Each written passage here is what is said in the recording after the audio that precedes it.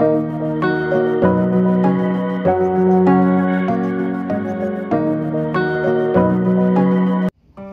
বন্ধুরা, good morning.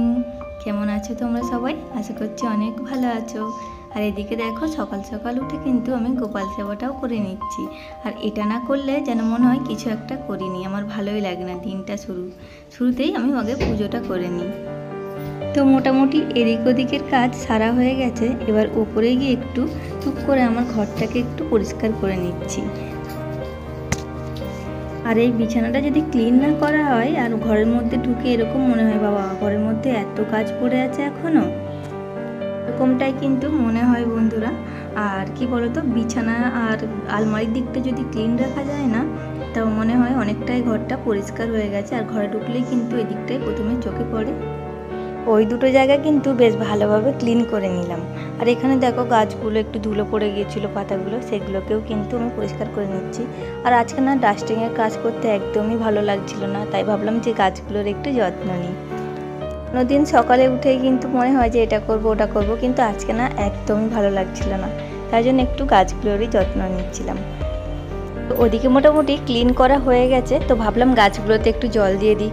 আর এই যা গরম পড়েছে, মানুষেরই নাজেহাল অবস্থা, তাই জন্য ভাবলাম যে গাছে একটু জল দিয়ে দিই, ফলে কিন্তু ওরাও একটু স্বস্তির নিঃশ্বাস ফেলতে পারবে বন্ধুরা। আর বুঝতেই তো পারছো, ওপরে নিচে কিন্তু নিজের হাতে একাকেই সামলাতে হয়, তাই জন্য কিন্তু একটু বেশিই হয়। একতলা হলে ঠিক ছিল, কিন্তু ওপরে নিচে দুটো, তো ওপর নিচ আর দুটোকেই আর কি ব্যালেন্স করে চলতে হয়। তাই জন্য কিন্তু ওই যে রাতে শোয়ার সময় মনে হয় মানে হাত পাগুলো আর কি যন্ত্রণা করছে, এরকমটা মনে হয় দিনের শেষে। তো আমরা যারা গৃহবধূ আছি না, মানে এটা আমাদের আর কি ডিউটি বলতে গেলে অ্যাকচুয়ালি চলে। তো আর কি এগুলো আর কি রেগুলারলি করতেই হয় আমাদেরকে।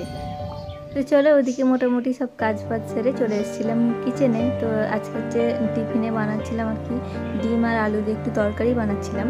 বাবু যেহেতু একটু আলু খেতে পছন্দ করে, তাই আলু আর ডিম ভেঙে একটা আর কি তরকারি বানিয়ে নিচ্ছিলাম, আর তার সঙ্গে আর কি রুটি। বাবু এই মানে তরকারিটা খেতেও বেশ পছন্দ করে, আর ও এমনি কোনো কিছু সবজি সেরকম খেতে চায় না, তাই জন্য ভাবলাম যে এটাই একটু করে দিই। এদিকে তরকারিটা বসিয়ে দিয়ে এদিকে তার সাথে কিন্তু আমি আটাটা একটু মেখে নিচ্ছিলাম, যেহেতু রুটি বানাবো। তো একসঙ্গে আটা মেখে নিয়ে তরকারি বসালে অনেকটাই লেট হতো, আর অতটাও সময় ছিল না হাতে, তাই জন্য কিন্তু আগে আটা মানে তরকারিটা বসিয়ে দিয়ে তারপর আটাটা মেখে রুটি বানিয়ে নিলাম। তো চলো, এদিকে কিন্তু রেডি হয়ে গেছে খাবার, আর তোমাদের দাদাভাইকে দিয়ে দিচ্ছিলাম আর বাবুকে।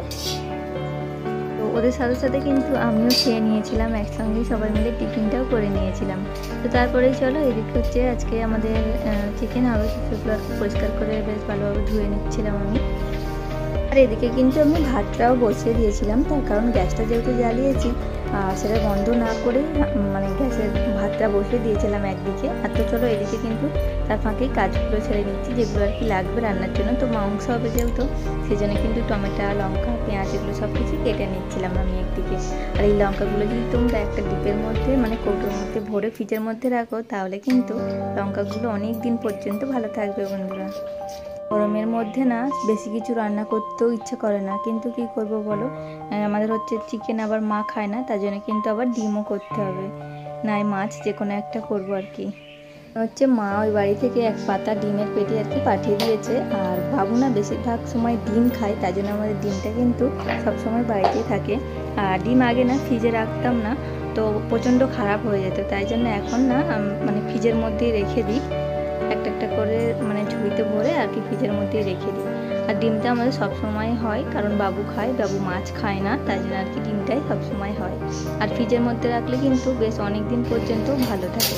তো চলো, এদিকে কিন্তু আমার মাংসটা আমি বসিয়ে দিয়েছিলাম, হয়ে গেছে। এই যে মাংসের লাল লাল ঝোল কিন্তু ফুটেও গেছিলো।